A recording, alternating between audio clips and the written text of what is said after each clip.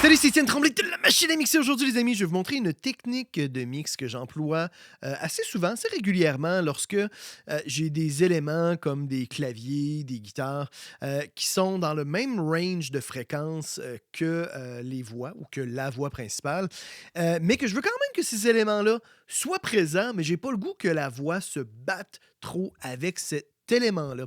C'est peut-être une technique d'ailleurs que j'ai déjà montrée dans une autre vidéo. Là. J'ai fait des petites recherches dans mes centaines de vidéos sur YouTube. Je ne l'ai pas trouvé. En tout cas, vous me direz si jamais j'en ai déjà parlé dans une autre capsule. Écrivez-moi ça dans les commentaires. Fait que c'est très simple, hein? C'est une compression sidechain qu'on va faire avec les voix. Il y a différentes façons de faire ça. Hein. Vous voyez des fois des tutos assez complexes là, où qu'on va utiliser, assez complexe, qu'on va utiliser par exemple des EQ intelligents comme Suit pour vraiment faire un trou dans les fréquences de l'instrument avec vraiment les fréquences de la voix. Moi, je vais vous garder, on va faire ça vraiment simple. Je vais vous montrer deux méthodes qui fonctionnent super bien, que vous pouvez faire avec n'importe quel outil que vous avez à la maison. La première façon, c'est avec le Air Compressor de Waves, que j'utilise souvent pour faire ce genre de compression-là. Je pourrais utiliser le compresseur qui vient de base avec Cubase. Ça n'a vraiment pas d'importance pour ce genre de petits détails-là. On n'a pas besoin d'avoir un compresseur de feu. La technique est vraiment très simple. Hein? On vient activer l'option Sidechain sur le compresseur, puis on vient sélectionner à ce moment-là la piste de voix comme source de Sidechain. Quand on fait Add Sidechain Source, là, vous voyez, on a toutes nos pistes de audio, nos sous-groupes, nos effets. Puis c'est ça, on va venir sélectionner à ce moment-là la piste de voix. Je vais faire écouter le clavier en question. C'est surtout dans le refrain où que je l'ai appliqué, parce que j'ai pas envoyé, parce que ce clavier-là est présent dans le pré-refrain, mais c'est vraiment dans le refrain que je trouve qu'il est en conflit avec la voix principale. On va l'écouter, ce refrain-là. D'ailleurs, ça, c'est une chanson qui devrait être releasée au moment où cette vidéo-là va être uploadée sur YouTube. Je suis en train de fidéliser, là, d'ailleurs, le titre là, dans le haut de la session. C'est un titre de travail, je vous le dis tout de suite. En tout cas, si jamais elle est releasée, je vais vous mettre les liens dans la description. C'est une chanson que j'ai faite avec ma conjointe, avec Sheen, Chérine de son petit nom. سؤالك صعب والسيف قدام شوية مشواري طويل محتاج مليون أغنية لو عاوز الرد استنى شوية عليا الصيف بيخلص والبحر بينده ليا سؤالك صعب والسيف قدام شوية مشواري طويل محتاج مليون أغنية. Vous allez voir, c'est quand même assez subtil. Hein? C'est pas le jour et la nuit. Puis ce genre de traitement-là, le but, c'est pas de complètement changer le volume. On peut le faire. L'idée, c'est juste là, de réduire là, d'un 2-3 dB, des fois un petit peu plus, là, mais un maximum de, je dirais, 4-5 dB, là, l'instrument pour juste pas que ça se batte dans le mix. Puis là, c'est ça que ça va faire. Ça va juste faire en sorte que la voix reste vraiment on top of it, puis qu'on n'a pas besoin comme de tendre l'oreille et de trop se forcer. Là. Fait que le clavier, si on l'écoute en solo...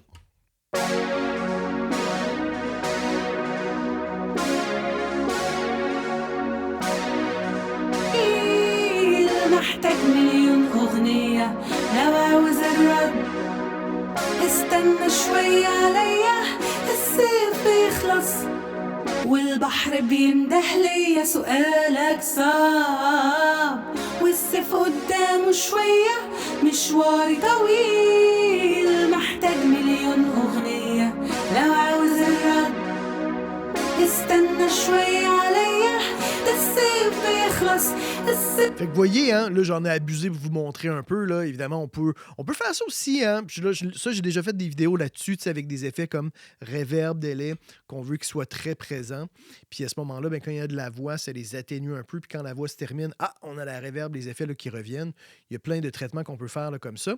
Mais c'est juste assez. Si on écoute encore une fois dans le mix, je vais mettre on-off là, ce compresseur-là.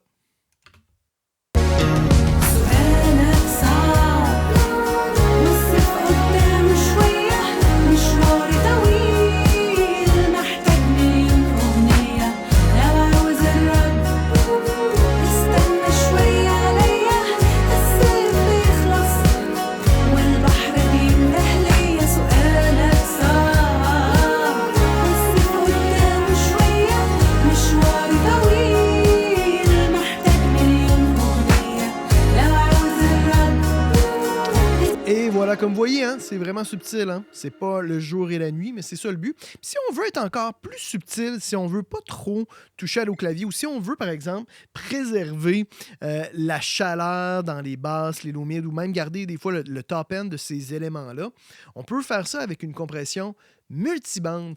Parce que la voix est surtout, dans ce cas-ci, là, en tout cas, la voix est beaucoup dans les mids, dans les médiums, elle n'est pas nécessairement super bright, puis elle n'a pas nécessairement beaucoup de basse. Fait qu'on n'est pas obligé d'y aller avec vraiment un compresseur qui va atténuer l'ensemble du spectre. Si je vais chercher, par exemple, le Pro MB de FabFilter, puis ça peut être avec à peu près n'importe quel compresseur multibande. Je vais me faire une bande ici, dans les mids. Je vais ouvrir un petit peu jusqu'à peut-être 2300, peut-être atténuer un petit peu plus bas jusqu'à 400, pour vraiment avoir la bande centrale dans les mids, là, dans les 800 MHz environ. Même chose, on vient activer ici le sidechain. On va chercher la source, qui va être justement notre voix dans le chorus. Voilà ici. Et c'est aussi simple que ça. Puis là, ici, petit détail hein, avec les FabFilter. Ici, on va dans la section Expert, puis on vient sélectionner External pour que ça soit vraiment la source, justement, sidechain externe, qui vient atténuer. Puis là, on va mettre une attaque rapide. Le nid qui est soft. Moi, c'est pour ça que je préfère souvent utiliser les compresseurs ou les compresseurs multibandes pour faire ce genre de choses-là. C'est à cause justement de tout le contrôle qu'on va avoir sur l'attaque, le release, le nid. Va faire que ça va faire justement un traitement qui va être souvent plus smooth. Fait que là, on peut faire ça uniquement dans les mids. C'est la première chose. Vous allez voir, je vais vous montrer aussi un autre petit twist qu'on peut faire. Là.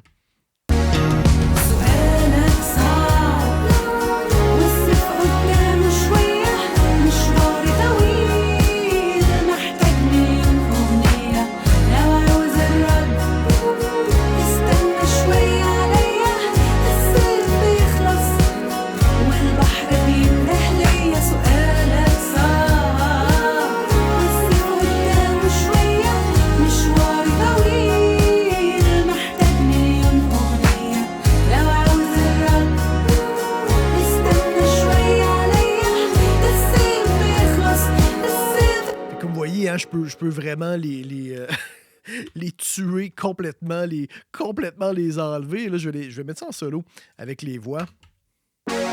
سؤالك صعب والسيف قدامه شوية مشواري طويل محتاج مليون أغنية لو عاوز الرد استنى شوية عليا السيف بيخلص والبحر بينده ليا سؤالك صعب والسيف قدامه شوية مشواري طويل محتاج مليون أغنية لو عاوز الرد استنى شوية عليا السيف بيخلص. Les dernières petites astuces, là, c'est qu'on peut mettre ça en mode MS. Vu que les voix, dans ce cas-ci, on a deux voix. C'est deux voix doublées à l'unisson. Deux voix à l'unisson qui sont placées dans le centre. J'ai des petits back vocals, des petits la-la-la dans le dernier refrain, mais bon, on n'a rien de particulier. On peut mettre ça en mode MS, puis vraiment uniquement affecter le centre. Comme là, ici, vous voyez, c'est mid-only. Fait que cette atténuation-là sur le clavier va être uniquement dans le centre. Fait qu'on va préserver toute la largeur. Ce serait probablement, en fait, la meilleure option dans ce contexte-ci. سؤالك صعب والسيف قدامه شوية مشواري طويل محتاج مليون أغنية لو عاوز الرد استنى شوية عليا السيف بيخلص والبحر بينده ليا سؤالك صعب والسيف قدامه شوية مشواري طويل محتاج مليون أغنية لو عاوز الرد استنى شوية عليا السيف بيخلص السيف بيخلص سؤالك صعب والسيف قدامه شوية مشواري طويل محتاج مليون أغنية لو عاوز الرد استنى شوية عليا السيف بيخلص والبحر بينده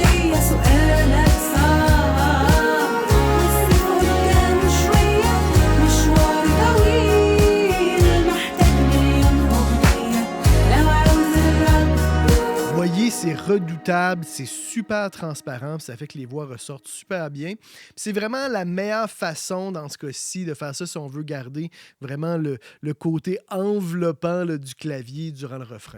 Fait que voilà, les amis, j'espère que cette technique de mix-là va vous être utile dans le futur. Mettez un petit pouce vers le haut si jamais vous avez apprécié ça. Abonnez-vous à ma chaîne YouTube. Et dans tous les cas, les amis, on se retrouve la semaine prochaine. C'est Étienne Tremblay pour La Machine à mixer.